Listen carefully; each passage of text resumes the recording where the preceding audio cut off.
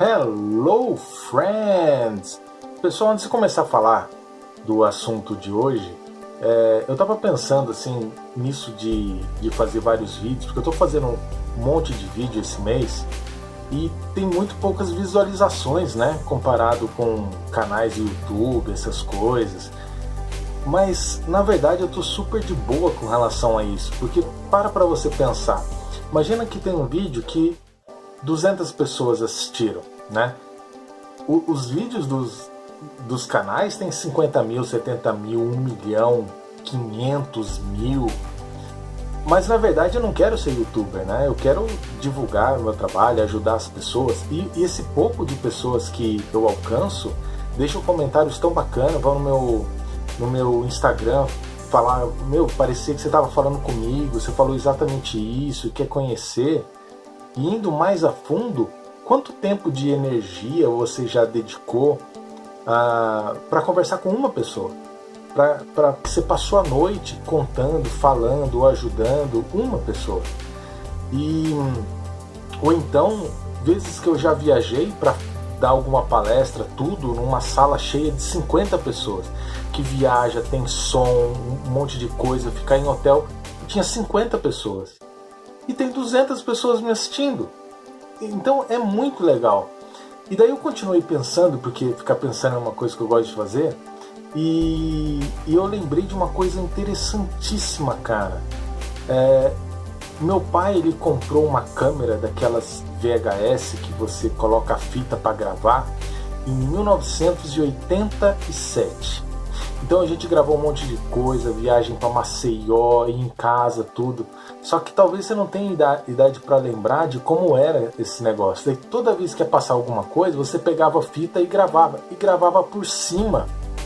Gravava por cima das coisas, das fitas. Você não tinha aquele apego, não, isso aí eu gravei, a minha mãe. Não, porque minha mãe estava logo ali. Você não imagina que aquilo é uma coisa que vai ficar. E daí, quando meu pai morreu, eu percebi que não tinha sobrado nada. Imagina você ter uma câmera a vida inteira e não ter sobrado nada. Para não falar que sobrou nada, como ele morreu já faz tempo, estava começando o negócio de smartphone, essas coisas. Eu tinha um Nokia N95 que fazia uns videozinhos curtos. E eu fiz um videozinho dele. E é o único registro que eu tenho dele falando, dele conversando, o jeito dele, a voz dele e tudo. Isso é muito louco. E eu falei assim, isso aqui que eu tô falando vai ficar aqui? Vai ficar para sempre, para as outras pessoas verem, para eu ver daqui. Tá ótimo, foda-se, legal pra caramba. Obrigado por você estar aqui, obrigado por você estar assistindo. Tô muito feliz. Deixe comentário, eu leio todos agora e curto e respondo e vai falar comigo e tá tudo certo. Nossa, gastei 3 minutos divagando. Mas eu queria falar isso. Então vamos lá. Pessoal, receitinhas low carb, receitinhas fit, quando que é legal? Eu já fiz vários vídeos sobre isso, eu tenho até um capítulo no meu livro sobre isso, de quando é nocivo, de quando você acaba mudando uma compulsão para outra. Eu conto a história de uma cookie que eu tinha, que falou assim, é cookie low carb, comeu 30 numa terça-feira à noite. E aí você vê que não faz sentido nenhum.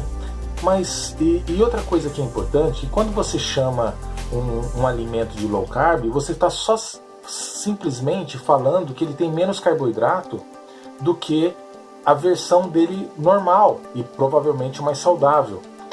Mas o que é low carb é a quantidade de carboidratos que você ingere no dia. Então, se você tem uma alimentação low carb, o que conta é a quantidade de carboidratos que você ingere no dia.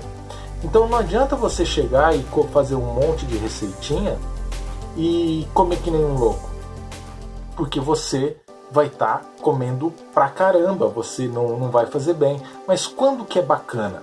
Eu acho que é bacana em duas situações. Uma situação quando você está no começo e que você precisa dessa muleta, você precisa dessa ajuda, que você tem fome, que você estaria comendo alguma coisa muito calórica, com açúcar, com farinha, e você faz alguma coisa low carb. E por quê? Porque o foco principal para você ter sucesso é a constância, é a adesão. Não adianta você fazer perfeito por 5 dias e no final de semana ir no McDonald's. Então, se isso como muleta ajuda você a manter, independente se você está emagrecendo muito ou pouco, mas dentro do planejado, dentro do programa, ele vale muito a pena. Eu lembro que no começo eu fazia muito bolinho de caneca. É um bolinho de cetogênico que você misturava metade com coco, de micro-ondas, né? Depois colocava xilitol, depois eu colocava um ovo e um pouquinho de fermento e misturava tudo e comia aquele negócio borrachudo lá. Eu fazia isso direto e... Nossa, eu nem lembro a última vez que eu comi isso, porque você vai desencanar. É a mesma coisa que eu conto a história do bacon, quando eu tenho um videozinho sobre bacon. Quando você tem essa liberdade do bacon, você vai lá e come bacon, e eu colocava no micro-ondas de novo várias tiras e comia. Nem lembro de uma vez que eu comi bacon na minha casa, porque daí passa as coisas ficarem mais simples.